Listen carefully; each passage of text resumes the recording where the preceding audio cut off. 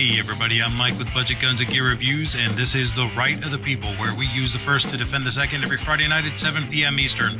So uncover your keyboards and fire up your fingers. It's time to join the conversation.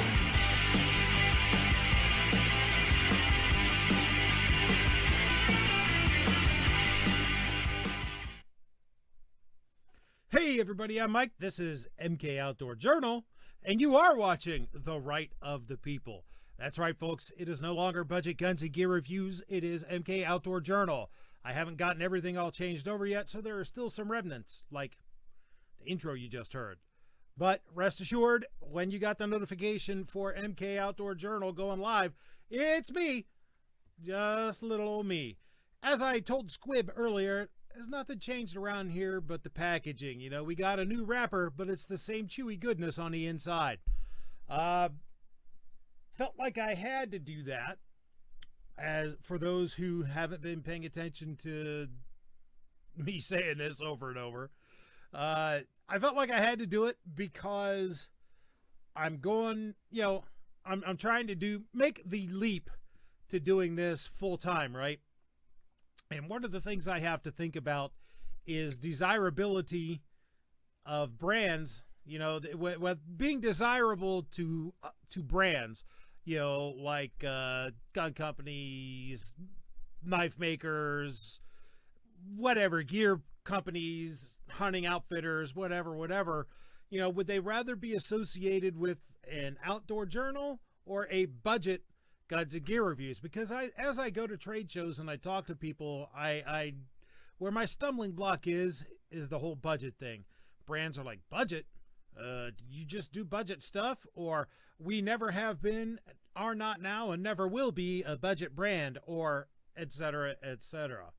So I've decided, after about the fifth time trying to explain it to somebody at Blade Show, that enough is enough. I was going to go ahead and pull the trigger, so to speak, on doing the rebrand. So here we are. We are in the middle of it. I've got my website changed over. It is no longer budgetgunsandgear.com. It is mkoutdoorjournal.com. So go check out over there for stuff and things and whatnot. So now that we're into all that, and I have, yes, chewy goodness on the inside. And it's not yuck. It's wonderful. Embrace it. Embrace the chewy goodness. Anyhow, now that I've grossed everyone out, I'd like to welcome my esteemed panel, because speaking of chewy goodness, we got Calaveras 32 Special, the Tactical Pickle himself. And I say chewy goodness because I just ate some fair food today, and it was fried pickles, and it was pretty freaking yummy. So how you doing, Pickle? I'm doing just fine there, Budget. I appreciate the invite. And chewy goodness is a little on the creepy side, FYI. Oh, yeah. Where's Clover's old After Hours music when I need it? Right, that's where you sound like Hannibal Lecter. Hey, as long as I'm not chowing down with some fava beans and a nice Chianti, we're all right. Speaking of all right, with the Avatar Swaparoo, we got the one, the only, the irascible yet lovable Squibload. How you doing, sir? I'm doing all right. I'm struggling to come up with a snarky comment about the name change. I'm just going to leave it for afterward. Hey, whatever, man. Go ahead. Hit me with your brother. You know me. I'm always teasing my friends. I don't mind getting teased back. I give you guys plenty of material. That's right. Well, out there in the chatteroo, we got Alaska 556 was the first one. Said he almost unsubbed me by accident. Thought he subbed to some MK Outdoor channel by accident. Glad he looked at the videos on the channel and came on over, so that's cool. Got another grandpa's in the house. Hey, Budget or MK or Mike. You know what, guys? I'm not going to be pressed about whatever you call me. If you want to get my attention in the chat, it has to be the MK Outdoor Journal. But if you want to call me Budget, if you want to call me Mike, if you want to call me MKOJ, if you want to call me Knucklehead or worse, feel free. You guys are cool. Mad Sexy's like, what is this? I didn't sub to this channel. Oh, guess I did. Well, that's where, or worse, with the caveat that, you know, the old rules of family-friendly language still apply. Yeah, the family friendly language thing still applies. The don't be a jerk thing still applies. My moderators being on top of that still applies. As I said, nothing's changed. I'm still planning to do the same content. I just think that the new branding and the new name better reflects what I've been doing with the channel from the beginning. Because if you pay attention, the very first videos I put out weren't gun videos, weren't Second Amendment related, weren't anything to do with that. It was a how-to video series on how to make a leather canteen. So, yeah, a lot of my first videos were camping and bushcraft and axe reviews and knife reviews and stuff like that. So, we're still going to see that kind of stuff. We're still going to see gun stuff. We're still going to see how-tos. As the new tagline is, guns, gear, bushcraft, camping, how-tos, and Second Amendment. I think that pretty much encompasses everything. So the entire theory of it being an outdoor journal, and more specifically, my outdoor journal, I think it fits what I do better. That being said, even though I'm hoping to attract some sponsors and whatnot, be more attractive to that kind of company and kind of brand, I am never, ever, ever going to turn my back on the stuff that Joe Everyman can afford. I'm always going to do that kind of review. I'm always going to review those kinds of guns. I'm always going to review those kinds of gear. That's always going to be in the mix, just packaged a little differently. Who else we got out there? We got Snobby in the house. I think so, yes. Well, have a good show headed up the $1 Million Highway, so I'm sure we'll be losing service soon. Oh, that sucks. Two Live Moo is out there. G23 is in the house.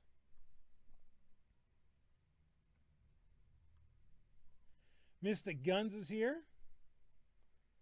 All right. Well, we got a show now.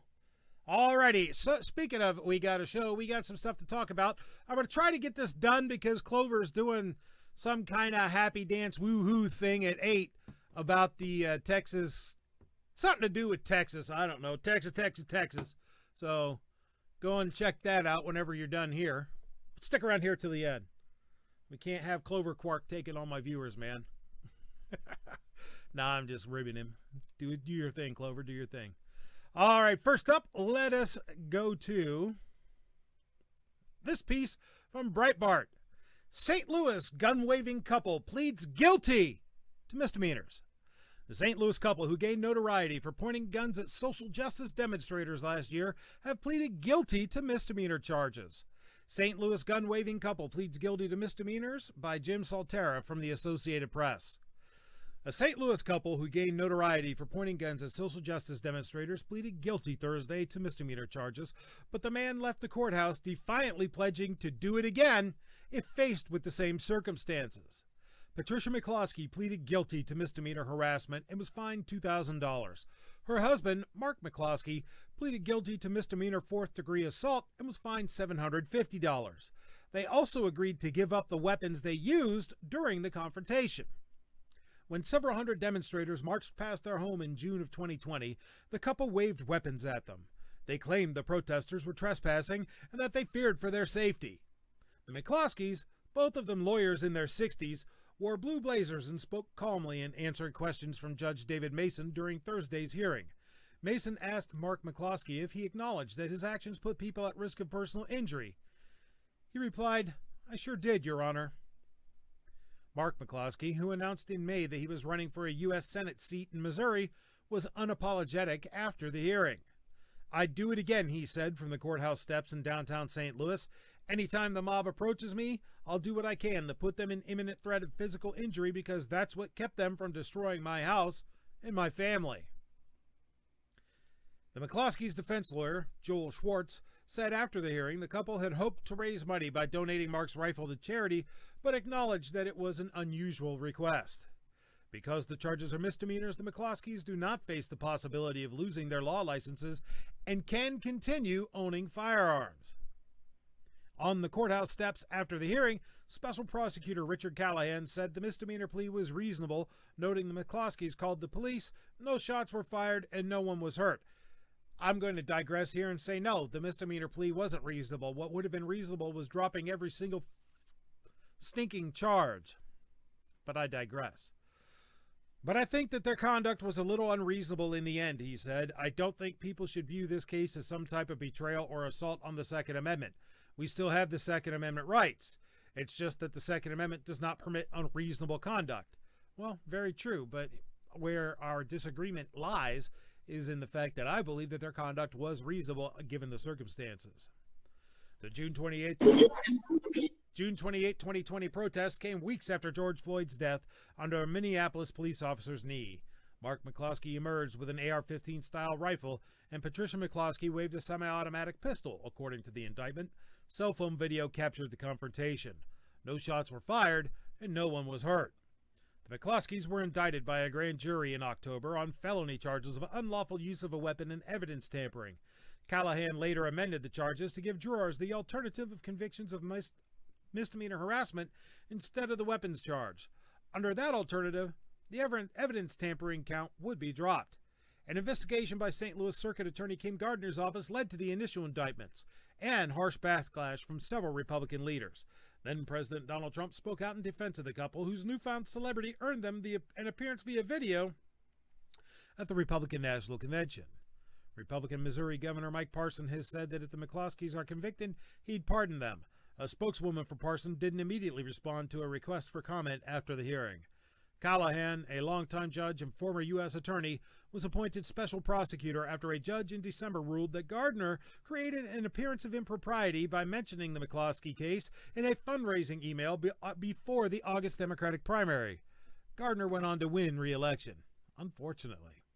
So there you go, folks. They're no longer facing felony charges. They were able to enter into a plea bargain for misdemeanor charges that ended up with them forfeiting those particular guns, yet retaining their right to keep and bear.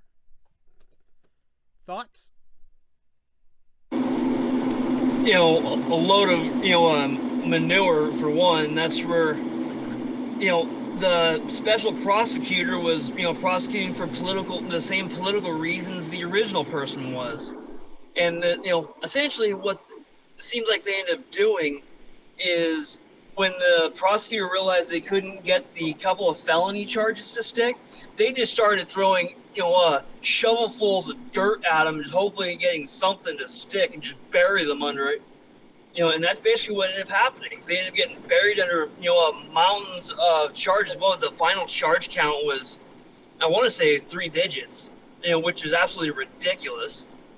And I love how, rioter versus social, social demonstrator is really dictated by what political party the person's affiliated with. Because, if those people were social demonstrators and so were the jerk-offs over there at, the Capitol building. Sorry for the language there, Budget. That's all right. It's just one of those, the whole thing is a steaming pile. Yes, it is.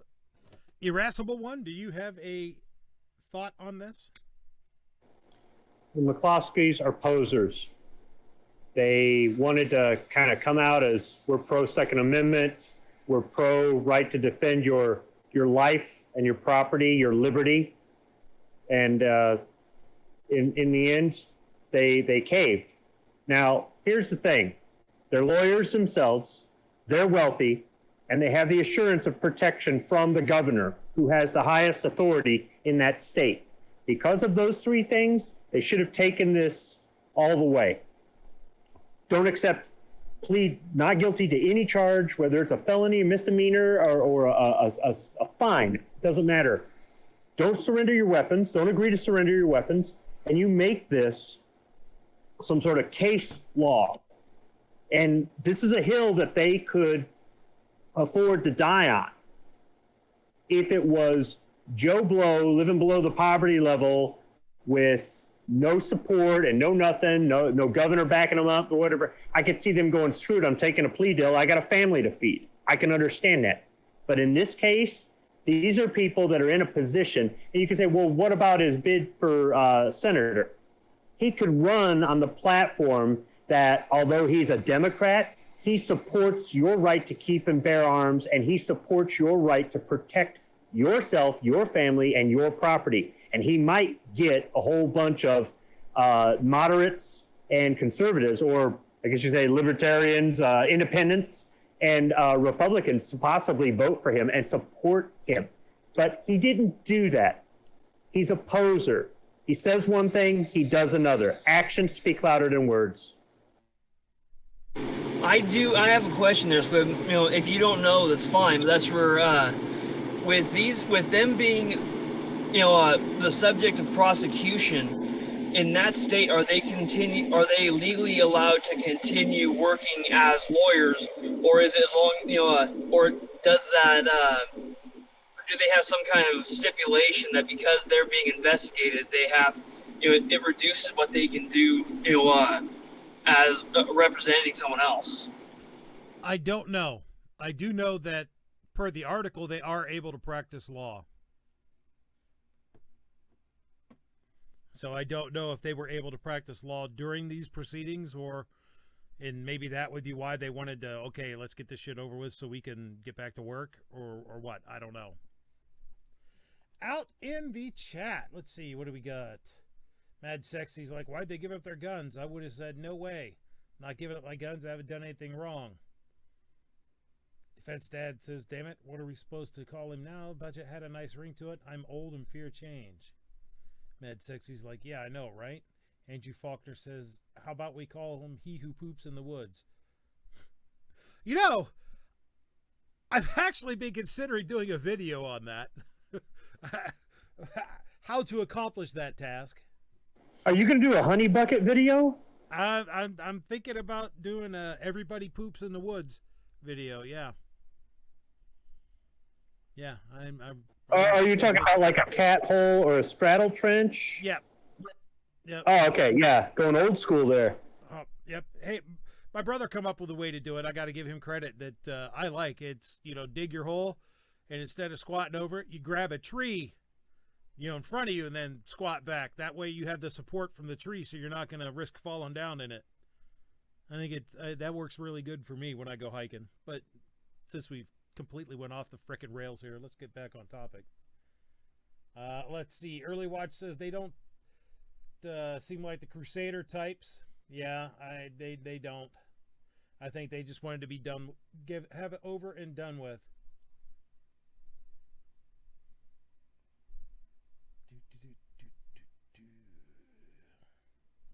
No, Defense Dad, it won't be 2 budgets, 1 cup.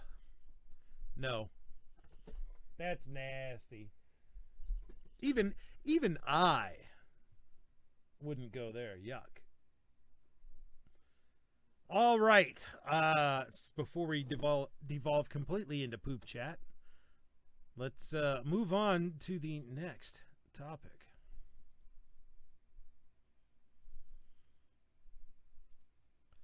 Oh boy. Now, here we're having it. I'm sure you guys may have heard about this whole constitutional carry thing down in Texas and how it passed in their House and their Senate, and they've been waiting on their governor to sign it. Yeah, what I heard was that Texas got constitutional carry. Oh no, wait, not really. Oh, Texas got constitutional carry. Oh no, wait, not yet. Texas got constitutional carry. Well, sort of. Texas got constitutional carry. Well, there's a few problems with it. Texas, are they sure? Are they sure this time that they got constitutional carry? Because they've been wrong like 21 times already this year. Well, here's this article from the Texas Tribune. Texans can carry handguns without a license or training starting September 1st after Governor Greg Abbott signs permitless carry bill into law. Texans can carry handguns without a license or training starting September 1st after Governor Greg Abbott on Wednesday signed a permitless carry bill into law. House Bill 1927 eliminates the requirements for Texas residents to obtain a license to carry handguns if they're not prohibited by state or federal law from possessing a gun. Pardon me.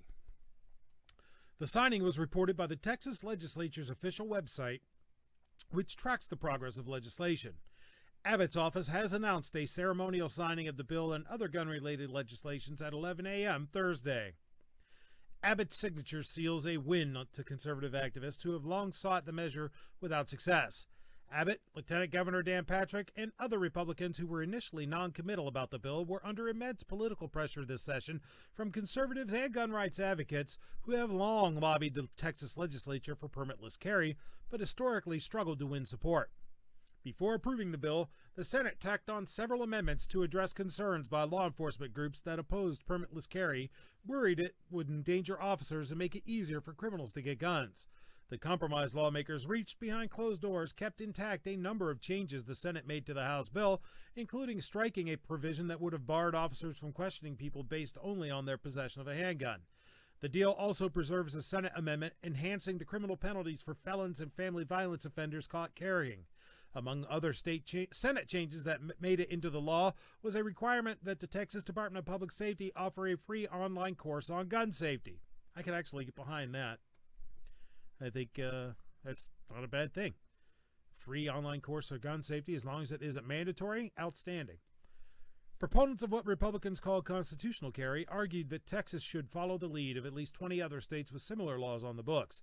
Meanwhile, gun control advocates are disappointed that the legislature made it easier to carry firearms after repeated instances of gun violence, including the 2019 massacres in El Paso and Midland, Odessa, that left 30 people dead. The permitless carry bill will cause more violence and loss, said U.S. Representative Veronica Escobar, Democrat, El Paso, in a statement Wednesday. Despite overwhelming support for common sense gun violence prevention legislation like universal background checks, she actually said that line with a straight face. Texas Republicans, led by a cowardly governor, are more interested in groveling for the gun lobby's attention than they are in preventing gun violence and honoring victims and survivors in El Paso and across Texas. Solid majority of Texas voters didn't think permitless carry should be allowed, according to an April University of Texas Tribune poll. Before the permitless carry law was signed, Texans generally need to be licensed to carry handguns openly or concealed. Applicants had to submit fingerprints, complete 4 to 6 hours of training, and pass a written exam and a shooting proficiency test. Texas does not require a license to openly carry a rifle in public. I wonder how much uproar there would be if someone had to submit fingerprints, complete 4 to 6 hours of training, and pass a written exam and a reading proficiency test in order to vote. So we'll go ahead and just chop this off here. There you have it, folks. Residents of the Lone Star State, congratulations. You have joined the ranks of those able to constitutionally carry, and I do salute you, and, awesome. Maybe someday Ohio will join your ranks.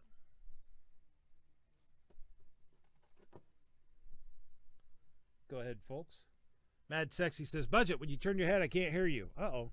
Maybe I should turn the gain up on my microphone just a little bit. Hopefully that'll be a little bit better without picking up background noise.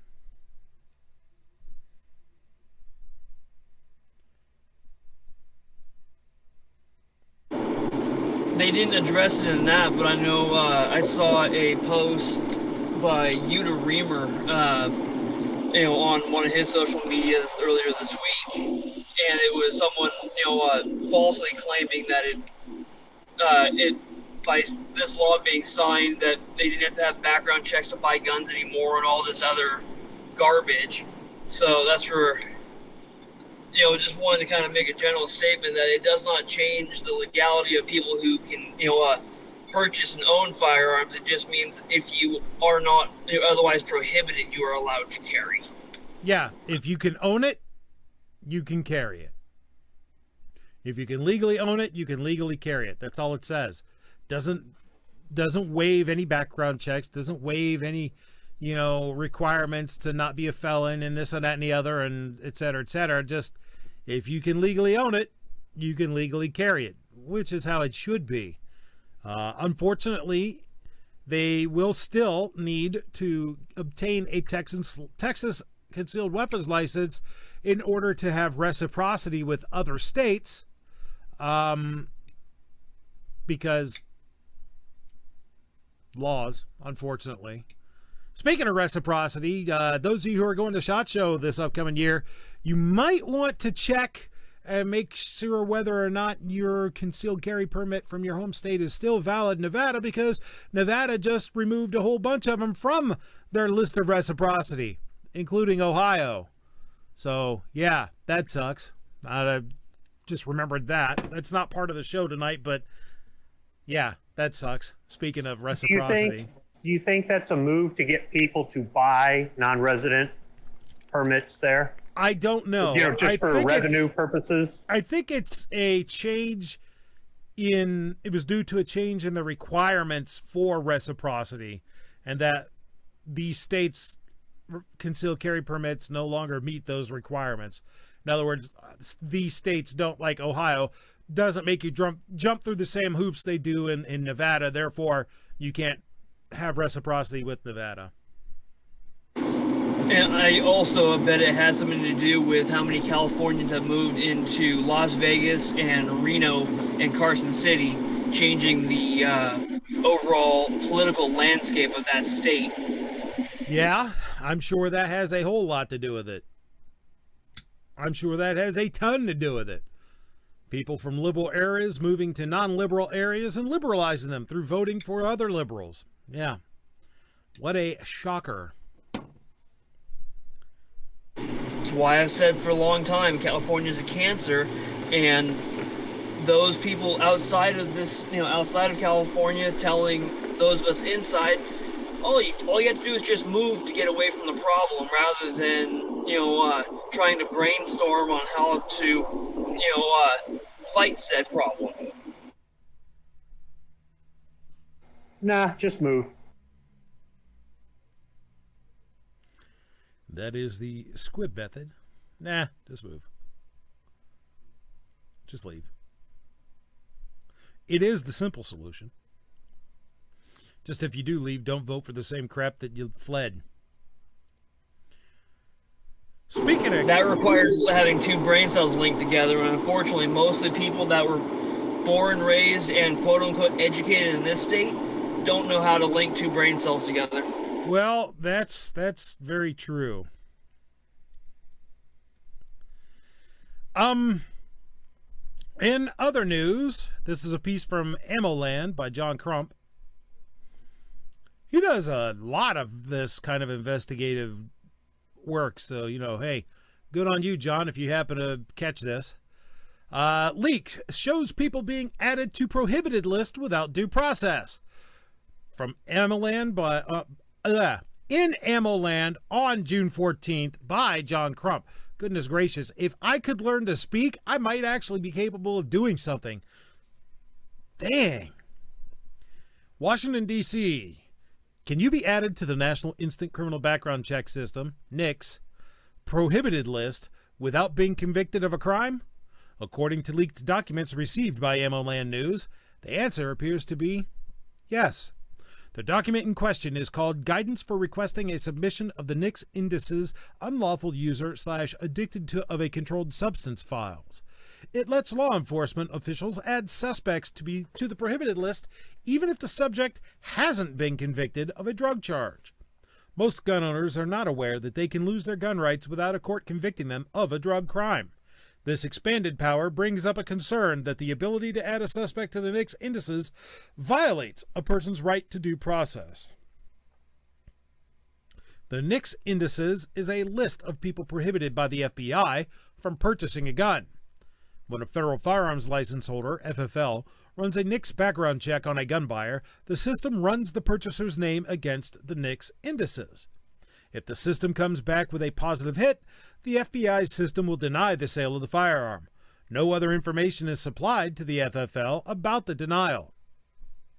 The form lets law enforcement add someone to the NICS indices if the subject fails a drug test. The reporting officer doesn't have to file charges against the person who fails the drug test. Many positive drug tests are false. In almost all cases, the person is not notified that the law enforcement agency has added them to the NICS indices.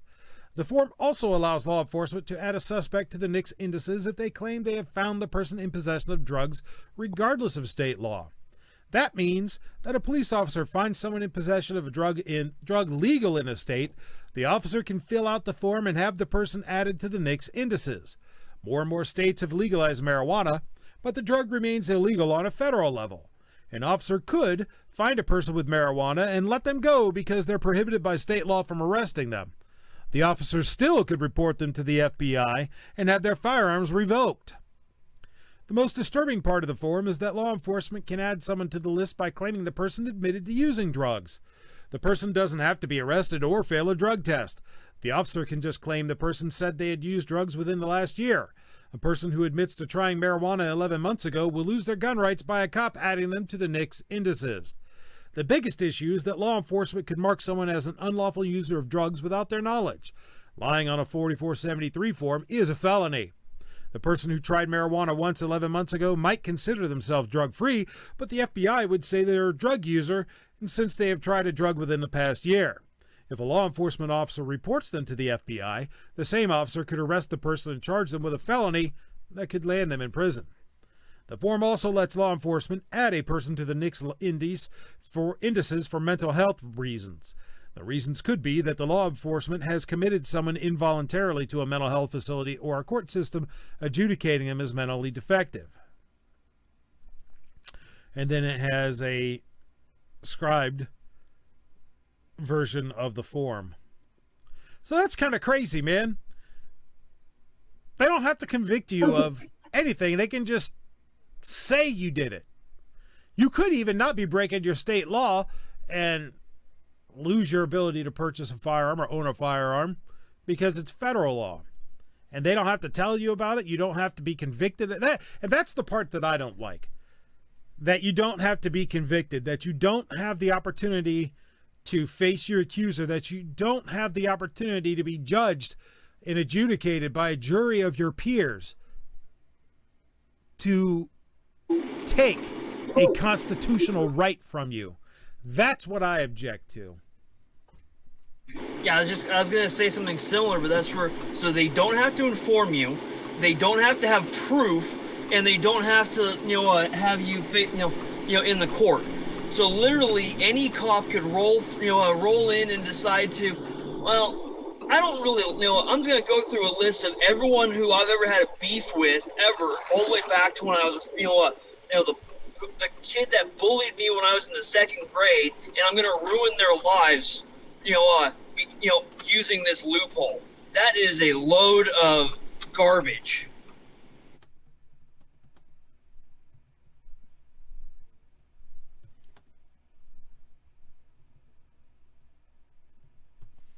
Yeah, because, none of us have ever met a law enforcement officer who would abuse his power. Ever. We've never seen such a thing, never heard of such a thing. Not that I'm anti-law enforcement, because I'm not.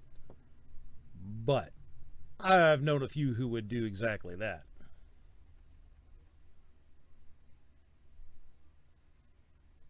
And even the ones that normally wouldn't, that's where put them in, with the current political climate and with how much they're being, poo-pooed on, and with the, whatnot.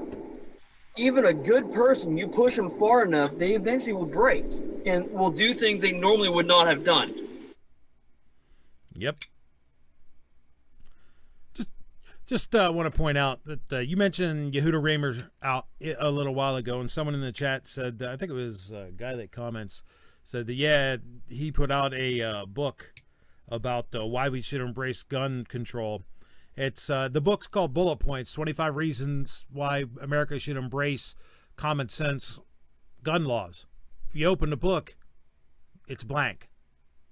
In other words, there are no reasons why we should embrace gun laws. He's being tongue-in-cheek and sarcastic with the book. So, just FYI. He is not anti-gun. So, yeah. Moving right along. Once I find the next El Topico. As I'm sure the vast majority of you out there know, the wonderful Bureau of Alcohol, Tobacco, Firearms, and Explosives has published their new proposed rules for pistol braces. And I'm sure that all of you out there have commented at least once, Probably 3 or 4 times like I have, right? Right? Anyhow, we're not the only ones upset about it. Apparently some lawmakers, including my own representative, which is awesome, Congressman Bill Johnson, so good for you, have signed on to a letter complaining about it and basically telling the ATF, yeah, don't do this crap. This is from the Washington Examiner. First shot, 141 House Republicans challenge ATF tax registration of AR pistols, from June 15th. A majority of House Republicans are vowing to kill a new Biden plan to tax and regulate one of the nation's most popular firearms for target practice and hunting, claiming it discriminates against disabled veterans and would make all owners felons overnight. Led by the Second Amendment advocate Republican Richard Hudson, 141 Republicans, and likely more to come, are targeting a revived rule from the Bureau of Alcohol, Tobacco, Firearms, and Explosives backed by the Justice Department to turn AR-style pistols into expensive, hard-to-get guns. In a letter to Attorney General Merrick Garland and Acting ATF Director Marvin Richardson, Hudson wrote, "This proposed guidance is alarming and jeopardizes the rights of law-abiding gun owners and disabled combat veterans across the country." He was joined by 140 other Republicans, including the number 2 and number 3 GOP leaders, Representatives Steve Scalise and Elise Stefanik, and former leader, Representative Liz Cheney. Hudson, a representative from North Carolina, led a fight against a similar proposed rule last year. This proposed rule by the ATF jeopardizes our Second Amendment, and I am proud to lead this effort.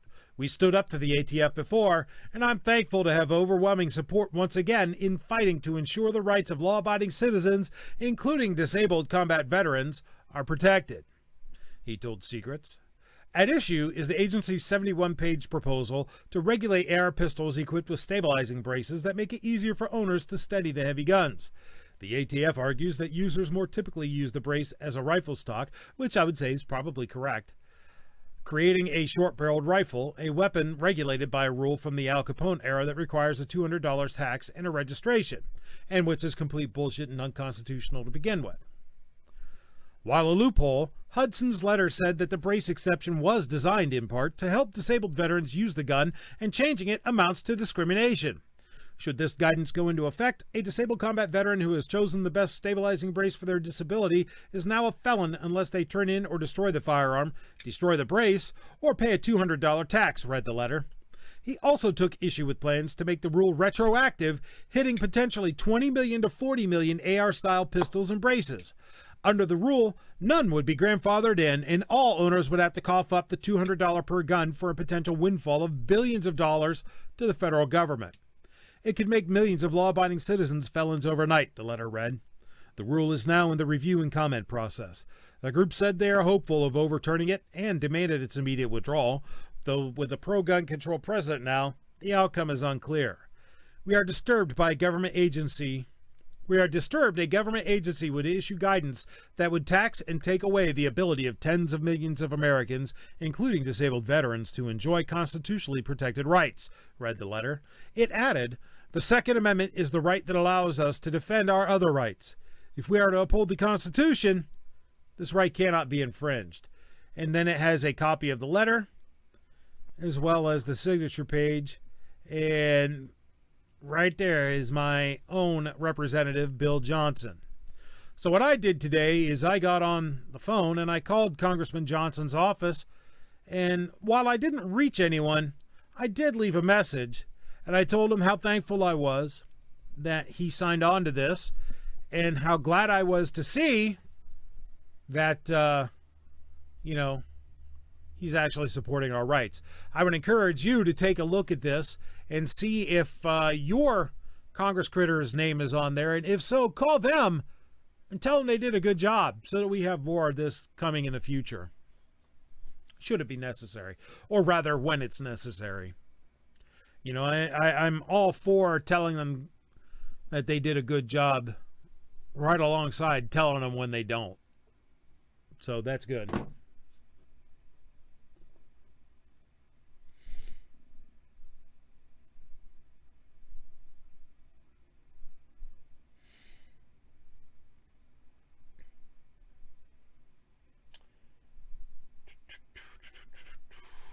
guy says, "Oh my God, thank God, I was already thinking, damn, he lost another good one to Brady campaign money." Mad Sexy's like, I understand it's our rights, but when we're trying to fight this fight in court, it don't help when people do shoulder it. Yeah, I hear ya, but here's the thing. They said we could shoulder it. They said that it was totally legal to own in letter after letter after letter after letter, and now all of a sudden, we can't. You know, they should have just outlawed it from the begin with, said no, you can't shoulder it from the begin with, and been done with it if they were going to take this route, instead of, yeah, you can, no, you can't, yeah, you can, no, you can't, yeah, you can, yeah, you can, no, you can't. You know, come on. It's confusing, and it's bullshit, and it's arbitrary.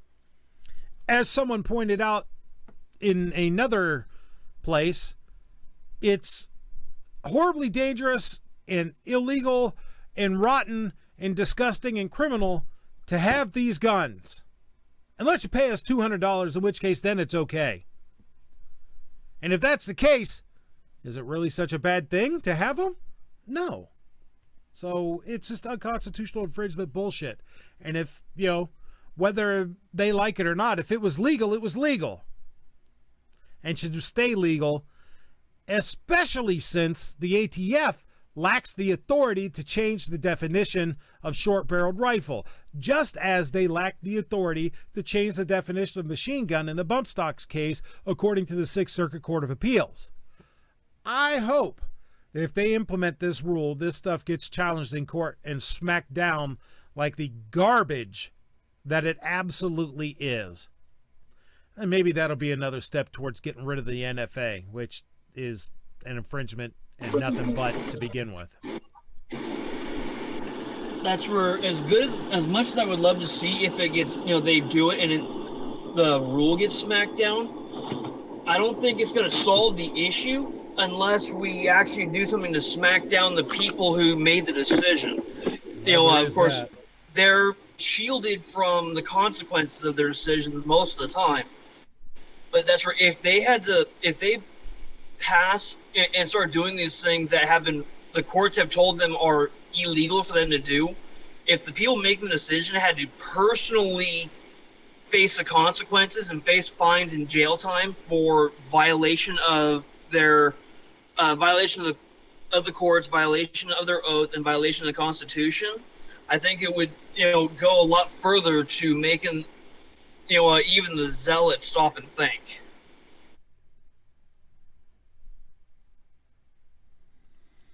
If tomorrow SBRs were removed from the NFA, it was gone, it was no longer a thing. Buying an SBR was just like buying a handgun or a long gun. None of it was there. People would throw these braces out left and right and put regular stocks on their guns. Mm-hmm. These brace companies would probably go out of business. My point is there's two sides to every coin.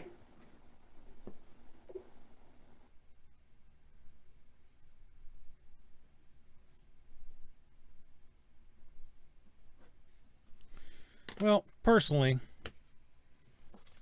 I think the fact that we need to work around any damn thing is idiotic. I think having short-barreled rifles on the NFA, and for that matter, the NFA itself, is just, well, downright stupid. Speaking of downright stupid...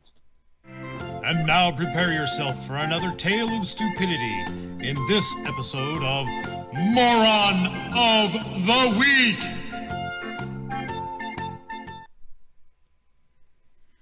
First up in our cavalcade of idiots, we have this article from Soldier Systems. Turns out, Chi-Tech USA President Blaine Campbell isn't a Green Beret after all. Last April, we published a press release from the firearms manufacturer Chi-Tech USA with the news that they had been purchased by Campbell Arms Manufacturing. It was refreshing to hear that SOF veterans owning businesses, particularly in the firearms industry. Involved with Campbell Arms Manufacturing, and by extension Chi-Tech USA, is President and Chairman Blaine Campbell, who has identified himself as a Special Forces qualified veteran of the U.S. Army.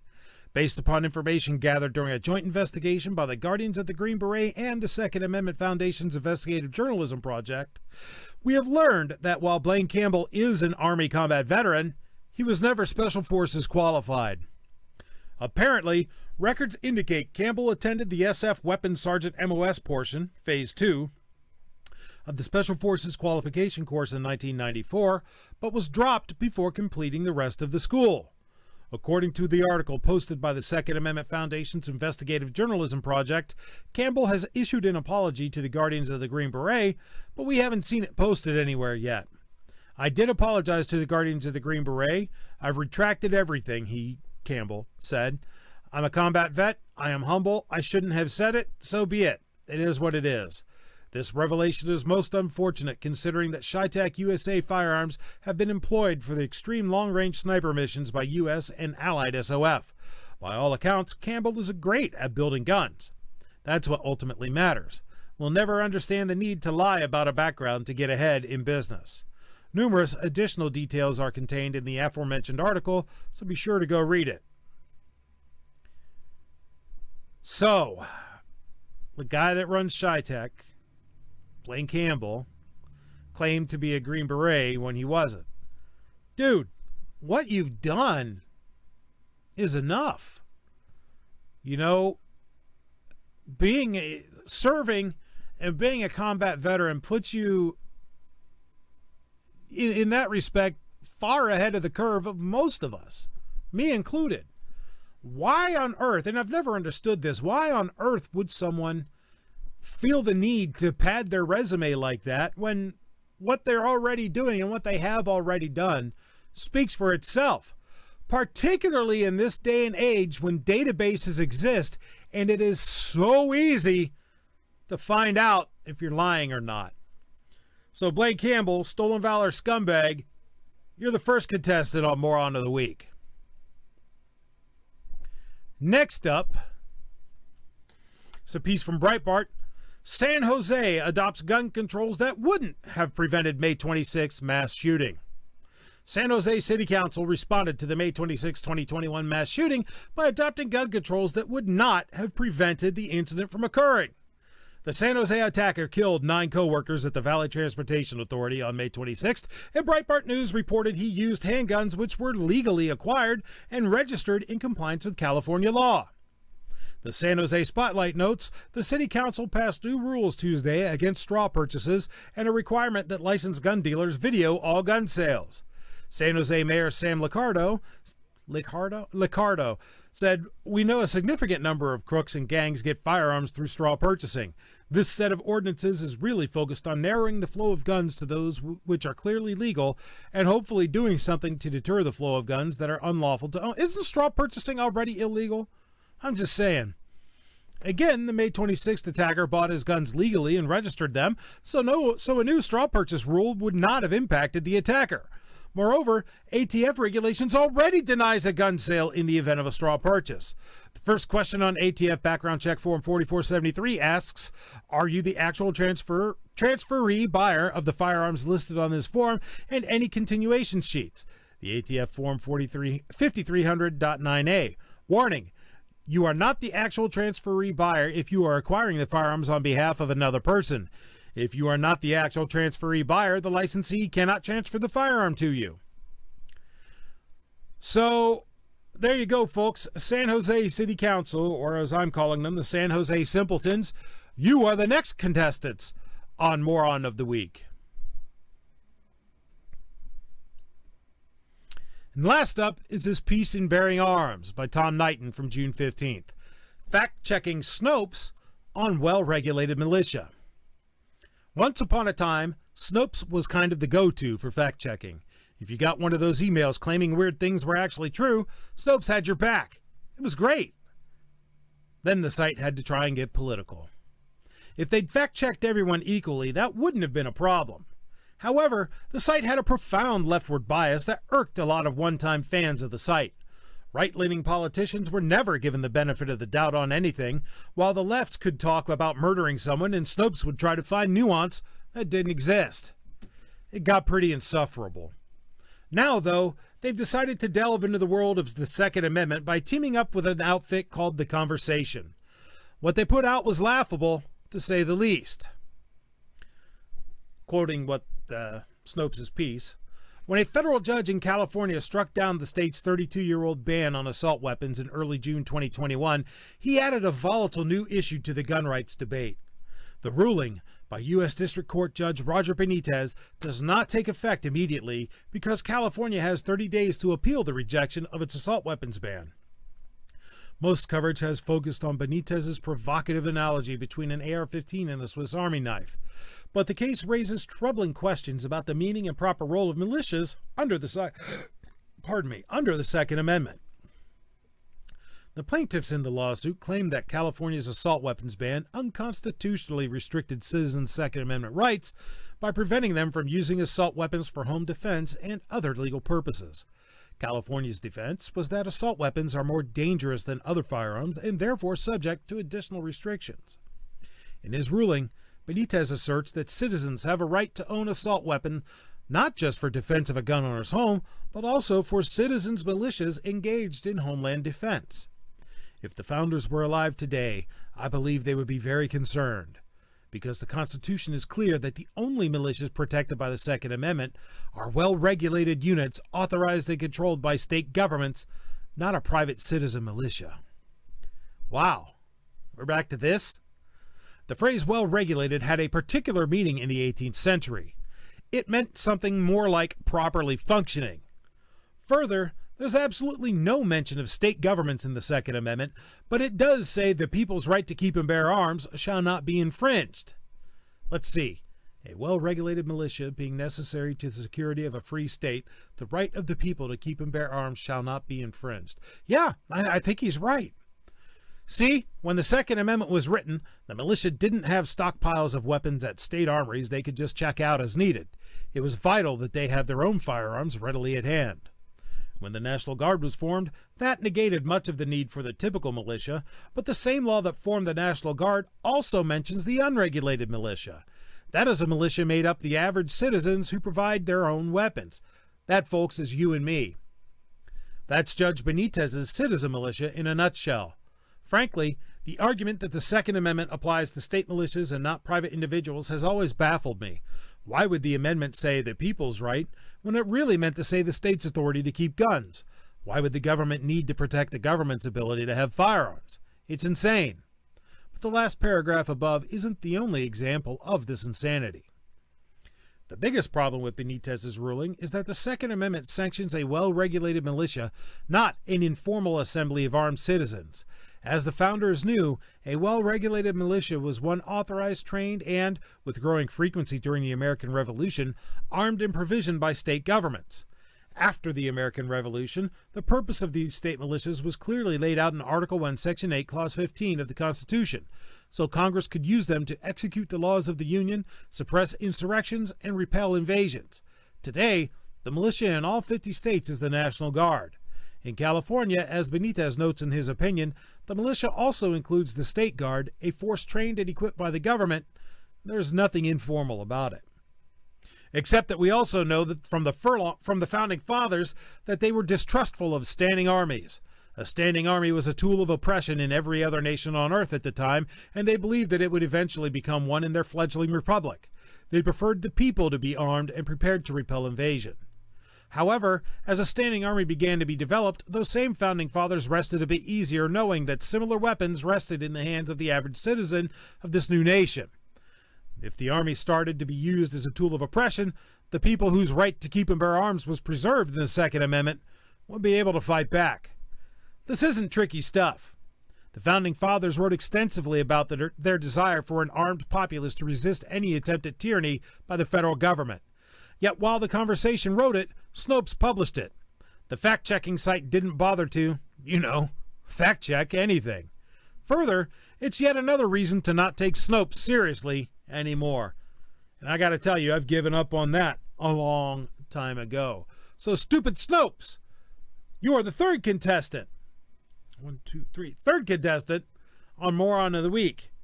But back in his honorary spot is our sniffer-in-chief, Uncle Touchy, Joe Biden, just because, he's Joe Biden. So, Squid, who do you like more for the moron of the week this week? Stolen Valor Scumbag, San Jose Simpleton, Stupid Snopes, or Uncle Touchy? Snopes. Squibby voting for Snopes. Pickle, who do you like for this? All the above? We can only pick one, my friend. All right, I'll go with the ones in my home state, San Jose. Because why enforce laws that you already have on the books when you can write new ones? I know, right? So, San Jose Simpletons. So there we have it, folks. Who do you think should be the moron of the week? The Stolen Valor Scumbag, San Jose Simpletons, Stupid Snopes, or Uncle Touchy, just, for being Uncle Touchy? Sound off in the chat and let me know. OBS says Snopes. Mad Sexy says Stolen Valor. Anybody else have an opinion? Tell me what it is. Got 16 of you out there. We've only heard from 2. Oh, now 3. Because Gun Loving Grandpa says Stolen Valor. So that's 2 for Stolen Valor, 1 for San Jose, 2 for Snopes. 3 for Snopes because Andrew Faulkner weighed in. What do we got going on, folks?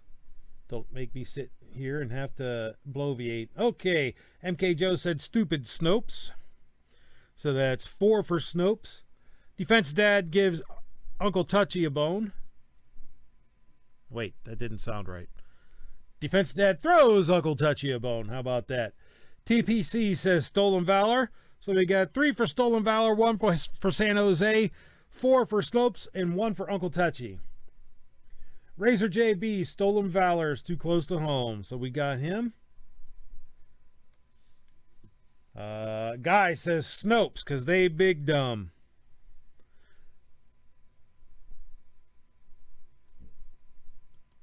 Green Badger Outdoors says Snopes, and an honorable mention for the Waco Kid. I can get on with the honorable mention, yes. Andrew Faulkner says Kid Sniffer is already one moron of the century. Who do you guys like out there? Stolen Valor Scumbag, San Jose Simpleton, Stupid Snopes, or Uncle Touchy? We got Stolen Valor with 4, San Jose with 1, Stupid Snopes with 6, and Uncle Touchy with 1. Tied for last place.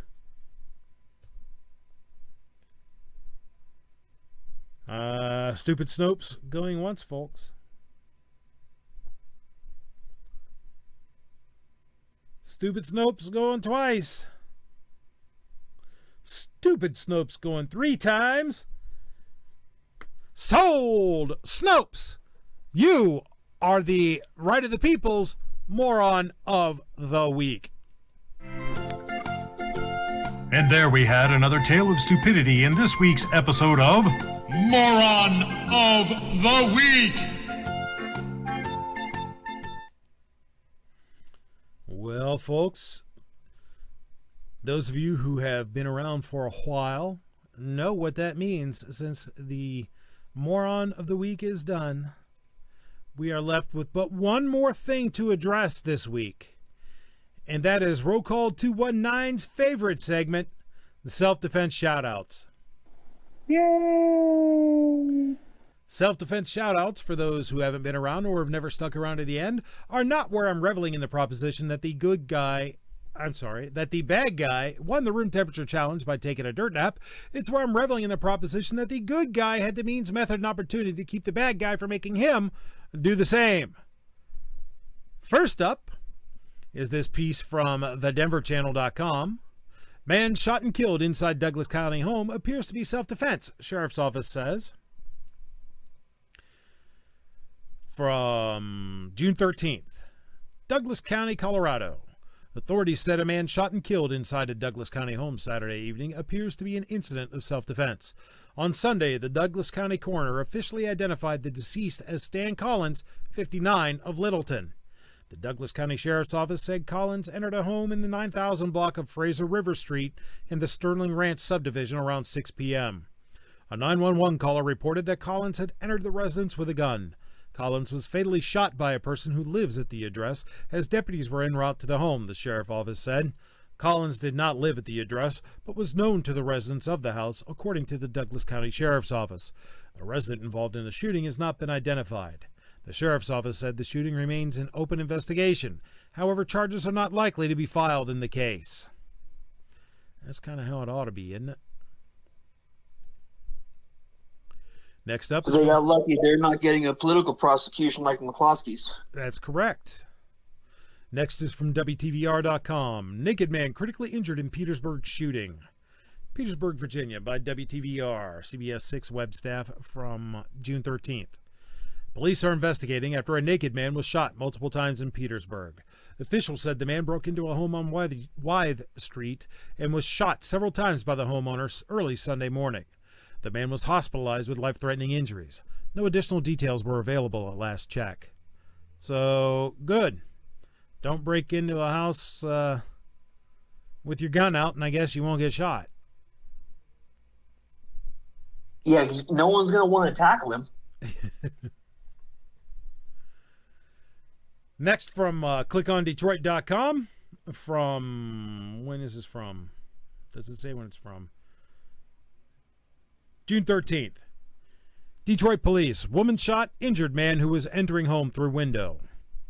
Police are investigating after a 26-year-old woman shot and injured a 25-year-old man who was entering a home through a window, Detroit police said. The incident happened in the 20,000 block of Asbury Park in Detroit on Sunday at 4:30 a.m. The 25-year-old man was privately transported to a hospital and was listed in critical condition. Police are still investigating the circumstances that led to the shooting. Well, I think it was because he climbed into a window at 3 a.m. I mean, it sounds pretty, you know, what do they got to investigate? Next up is from this piece from WSPA.com. One suspect shot, deputies looking for 3 others after burglary in Oconee County, from June 15th. Oconee County, South Carolina. Deputies said one person was shot when a homeowner fired at a group of people who had broken into his Oconee County home Tuesday afternoon. According to the Oconee County Sheriff's Office, deputies were called to Timber Ridge Lane near Shiloh Road just before 2 p.m. for reports of shots fired. Investigators say they determined that one suspect was at Oconee Memorial Hospital with a gunshot wound. The Sheriff's Office said investigators determined that a group burglarized a home while armed and that while they were on the property, the homeowner shot and injured one of the people.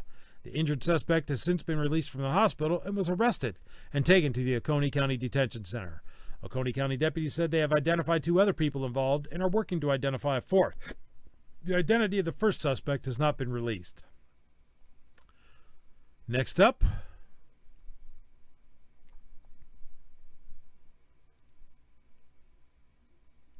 from click2houston.com, man shot while fighting off pop-ups. Man shot while fighting off would-be carjackers. Teen suspect shot at second scene, deputies say. Houston. Harris County Sheriff's deputies are investigating 2 related carjacking scenes Tuesday. According to authorities, a man in his 50s was shot during one, and a suspect was shot during another. Investigators said the man fought off 2 attackers who tried to take his vehicle just before 2 a.m. at a 7-Eleven in the 13,000 block of the North Freeway. According to deputies, the victim was pumping gas when 2 men approached him and tried to steal his car. The gentleman pulled in to get gas. 2 men approached him for his vehicle, Lieutenant Paul Bruce with Harris County Sheriff's Office said. The complainant fought back and was subsequently shot by one of the suspects. When authorities arrived, they found the victim with a gunshot wound to his stomach, investigators said. The victim was taken to Ben Taub Hospital and is in stable condition. About 5 miles from the first scene, at a gas station located at 11095 Ella Boulevard, the authorities said a 14-year-old boy got into a vehicle and attempted to steal it. The owner of the vehicle was inside of the convenience store, and when he saw, investigators said he hopped into the passenger side. Deputies said the owner and the teen got into a tussle inside of the car. The owner then began firing shots inside the car, and the teen returned fire. The teen was shot, and the owner fled the scene, authorities said. Investigators said when the teen got out of the vehicle and tried to get help after being shot, the owner returned, got inside his vehicle, and drove off.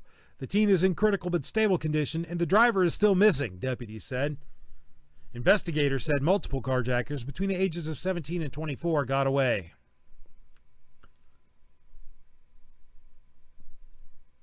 Yeah, but wait, there's more, folks. We're not done yet, because we got two more. And the first of those two is this piece from VicksburgNews.com. Vicksburg woman shoots home intruder, from June 17th. A would-be burglar was shot when the homeowner caught them in the act Thursday afternoon. A homeowner arrived to perform a daily check on her home in the 900 block of Hillcrest Street. Upon entering the home just after 11 a.m., she discovered a burglary in progress. She fired what she described as a warning shot, according to 911 radio traffic, and then exited the home, yelling for people nearby to call 911. She then re-entered the home, and another shot was fired before the burglar fled from the rear of the home on foot. Neighbor Sharon Flowers said that she had just arrived at her home nearby when the homeowner came out asking for help, then retreated back into the home. Alarmed, Flowers called for help at the homeowner's request and was present when the second shot was fired. The silence was terrifying, Flowers said. You couldn't see anything. Didn't see anyone move. It was silence. A few minutes later, the would-be burglar showed up at the River City Rescue Mission with a gunshot wound to his right arm. His wound was not deemed to be life-threatening, and he is being charged with burglary by Vicksburg police. The homeowner was also taken to the station for processing. However, officers say that she will most likely not be charged with violating the local gun ordinance because her actions were protected by the castle law, but that final determination would be made by the next grand jury. And last, but certainly not least, this is from KMOV.com. Police. Contractor shot man who forced his way inside Maggiano's Little Italy overnight. From June 17th. Richmond Heights, Missouri. A contractor working inside Maggiano's Little Italy in Richmond Heights shot a man who was forced his way inside. Around 3:40 a.m. Thursday, officers with the police department were called to the restaurant at 22 The Boulevard for a shooting. When they arrived, officers said contractors inside the building told them they confronted a man who forced his way in through the restaurant's front entrance. One of the contractors was armed with a gun and shot when the intruder had charged at him, according to police. The intruder, who was from Arnold, was shot in the lower body and taken to the hospital. He underwent surgery and is expected to survive. Police said they are continuing to investigate the incident.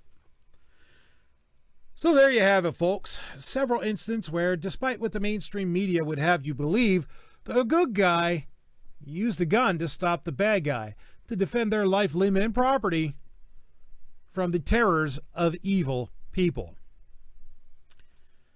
Happens every day, folks, multiple times a day. And the sad part is, it only gets reported at the local level, if at all. So, thank you for being here, folks, and thank you on my esteemed panel for being here.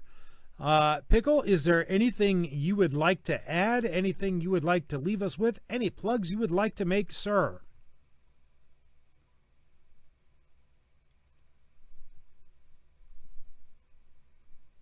Hello? Pickle.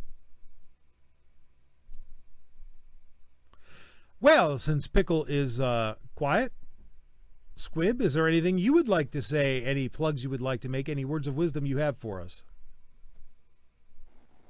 Everybody have a happy Father's Day this Sunday? That's Or right. should say every father. That's right. Every father have a happy Father's Day.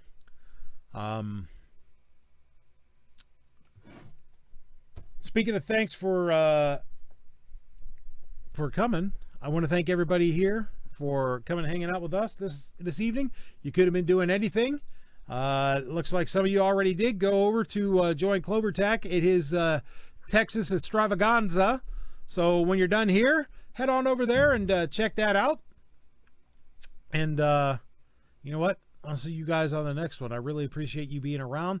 Make sure you let your Congress critters elected representatives know that they've done well if they happen to be one of the 141 people on the list who said no to the ATF. And if they haven't, let them know that they need to.